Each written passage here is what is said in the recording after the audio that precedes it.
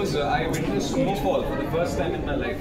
এর আগে কোনোদিন বরফ পড়তে দেখি, বরফের ব্যাপারে দেখেছি, দৃশ্যগুলো সিনেমা দেখেছি, কিন্তু কোনোদিন দেখিনি নিজের চোখে। এটা আমার জন্য একটা বিশাল। গত 31শে জানুয়ারি মুক্তি পেয়েছে নতুন বাংলা ছবি যদি এমন হতো। এক ত্রিকোণ প্রেমের সম্পর্ক কিভাবে তিনটি মানুষের জীবনে প্রভাব ফেলতে পারে তেমন গল্পই ছিল এই মুভিতে। ভিন্ন গল্প ছিল এই নতুন বাংলা ছবিতে। ছবিতে অভিনয় করেছেন সকলের প্রিয় দিতিপ্রিয়া, শন এবং ঋষভ। স্কেমেপির ব্যানারে নির্মিত এই ছবির গতকাল অর্থাৎ 31শে জানুয়ারি ছিল প্রিমিয়ার। সেখানে উপস্থিত ছিলেন টলিউডের তাবড় অভিনেতারা। দিতিপ্রিয়ার সাথে উপস্থিত ছিল শন এবং ঋষভও।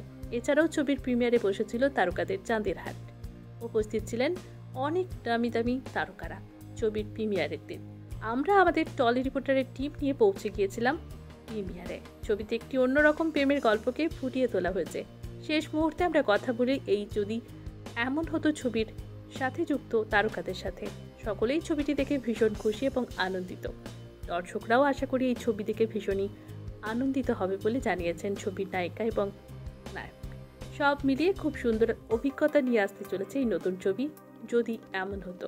আপনারা সবাই আপনাদের নিকটবর্তী প্রেক্ষাগৃহে গিয়ে আশা করি ছবিটি দেখবেন, এমনই দিতিপ্রিয়াকে অনেক ভালোবাসা দেবেন।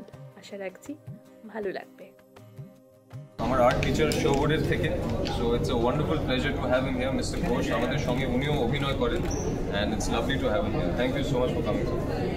Thank you. Proud movement. না, একেবারেই তাই, যেটা বলেছো একেবারেই সেটাই। প্রথম কাজের তো একটা আলাদাই এক্সাইটমেন্ট থাকে, ইনফ্যাক্ট একটা আলাদা নার্ভাসনেসও থাকে। আমার মনে হয় এক্সাম দেওয়ার মতনই। আর রেজাল্টটা পরেই জানা যাবে, যখন দর্শক সিনেমা হল থেকে বেরোবে, তাদের এক্সাইটমেন্ট, তাদের মুখ চোখ দেখেই বোঝা যাবে ছবিটা কেমন চলবে বা ছবিটা কেমন হয়েছে বা আমাকে কেমন লেগেছে। তো প্রথম অভিনীত কাজ হিসেবে যদি এমন হতো আমার কাছে ভীষণ স্পেশাল। আমি আপনাদের সকলের ভালোবাসার জন্য অপেক্ষায় থাকবো। ইনফ্যাক্ট অনেক দিন ধরেই অপেক্ষায় রয়েছিলাম, আর আজকে আমার জন্য এটা একটা স্বপ্ন পূরণ হওয়ার মতো। So I am really hoping for the best. আশা করি আপনাদের সাপোর্ট থাকবে, আপনাদের ভালোবাসা থাকবে। বিশাল, মানে এটা একটা ভীষণ সুন্দর কম্বো। ইটস লাইক রানী রাসমণি আর সিরাজউদ্দৌলার একটা ক্রস ওভার। যেহেতু আমিও সিরাজউদ্দৌলার চরিত্রে অভিনয় করেছি আর ও রানী রাসমণি করেছে, তো আমার মনে হয় এটা একটা অদ্ভুত রকমের ক্রস ওভার। একটা নতুন জেনারেশনের গল্প, জেনজির গল্প, একটা ভালোবাসার গল্প, ত্রিকোণ প্রেমের গল্প, যার মধ্যে একটা থ্রিল, একটা সাসপেন্সেরও হিন্ট রয়েছে। আমার মনে হয় অডিয়েন্সের ভালো লাগবে, কারণ এর আগে আমরা বহু ত্রিকোণ প্রেমের গল্প দেখেছি বাংলা সিনেমায়, হলিউডে, সব জায়গায় দেখেছি। But I think this is something interesting, কারণ আমার মনে হয় আজকালকার দর্শক না একটু কনফিউজড, স্পেশালি জেনজির ব্যাপারে যদি কথা বলি, ওরা ভালোবাসা নিয়ে একটু কনফিউজড থাকে। ওদের মনের মধ্যে খুব একটা ক্ল্যারিটি থাকে না। কিন্তু এটুকু তাদের বলতে চাই যে ভালোবাসার মানুষ একটাই হয়, তাকে আমরা অন্য কারোর মধ্যে কিছুতেই পেতে পারবো না।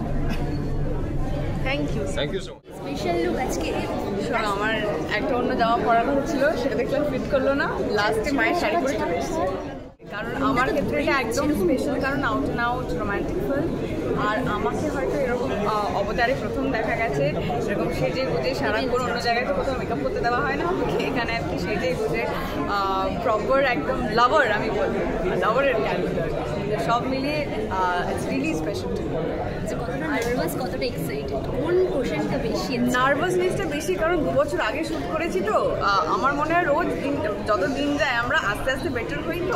তো 2 বছর আগে অনেক কিছু ভুল ভ্রান্তি এখন চোখে পড়বে, সেগুলো দেখলে এখন খারাপ লাগে, মনে হবে এখন যদি করতাম তাহলে একটু বেটার। সব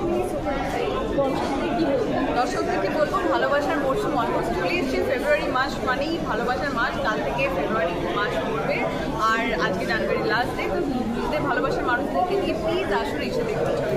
এই চরিত্রের সঙ্গে ব্যক্তিগত জীবনে কতটা না অনেকটাই আলাদা, অনেকটাই আলাদা, কারণ এই চরিত্রটা একটু ডিফিকাল্ট। মানে চরিত্রটা ডিফিকাল্ট বলবো, মানে চরিত্র অনেক করে শেড আছে, সেটা যতক্ষণ না তোমরা দেখবে ততক্ষণ বুঝতে পারবে। মিলিয়ে আমি super excited, super excited. Thank you. একটা উইশ, যদি এমন হতো, প্রতি মুহূর্তে মনে হয় কি যদি এমন হতো, আমি সবসময় বলি যদি এমন হতো আমি যদি অভিনেতা না হতাম তাহলে কি হতো, বেটারি টপ। Thank you so much and all the very best. Most welcome, most welcome. চিরন্তন ব্যাপার ভালো লাগে। সকলের প্রেম সকলেরই ভালো লাগে, সবসময় ভালো লাগে, সব দর্শকেরই ভালো লাগে। সাধারণত থিয়েটারে রিলিজ করেছে, বলার কথা একটাই দর্শকদের ওটিটির অপেক্ষা করবেন না, থিয়েটারে এসেই চলে যাবে। ঠিক বলবো না, কেন কি যা খাটুনি খাটার কেটে নিয়েছি, যা ভালোবাসা দেওয়া দিয়ে দিয়েছি, এবারে আপনাদের উপরে আছে, আপনারা দেখুন, ভালোবাসুন আর আশীর্বাদ করুন। অনেক হয়তো খুঁটিনাটি জিনিস থাকবে, ত্রুটি থাকবে, চেষ্টা করবো ওটাকে ফিউচারে আরও বেটার করার, ভালো করার, এই চেষ্টা নিয়ে এগিয়ে যাবো। একদম অন্য ধরনের একটা ছবি, রোম্যান্টিকভাবে দেখা যাচ্ছে রানী রাসমণি দ্বিতীপ্রিয়াকে, যেটা কোনোদিন মানুষ দেখেনি, তো সেটা নিয়ে তুমি খুব আশাবাদী, কি বলবে?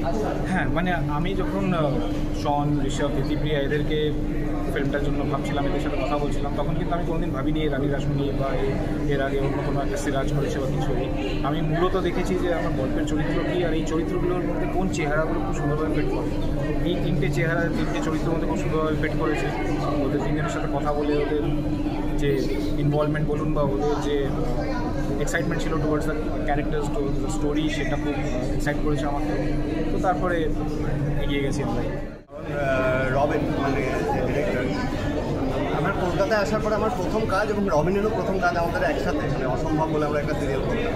মানে সেটা তো একটা বিশাল বড় এক্সাইটমেন্টের জায়গা। তার সাথে আমার ছোটো ভাই কাজ করছে, ঋষভ কাজ করছে, সেটাও একটা খুব বড় এক্সাইটমেন্ট।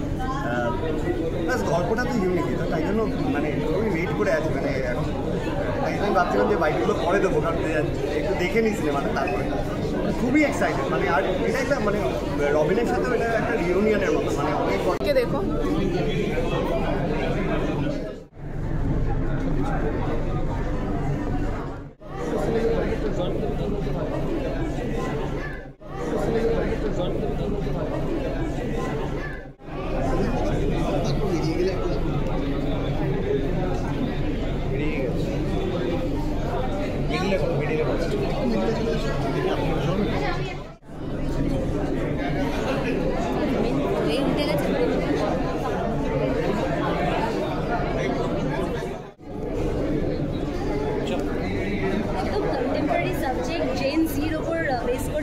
তোমরা কতটা এক্সাইটেড ছবিটা দেখার জন্য?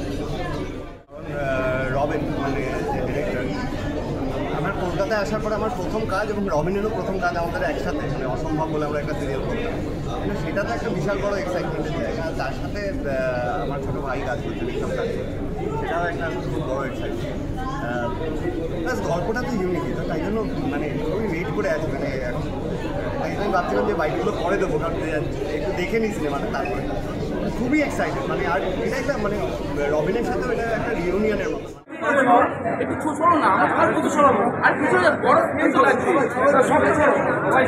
জয়দীপ সরে গিয়ে যা কি হচ্ছে ডিরেক্টর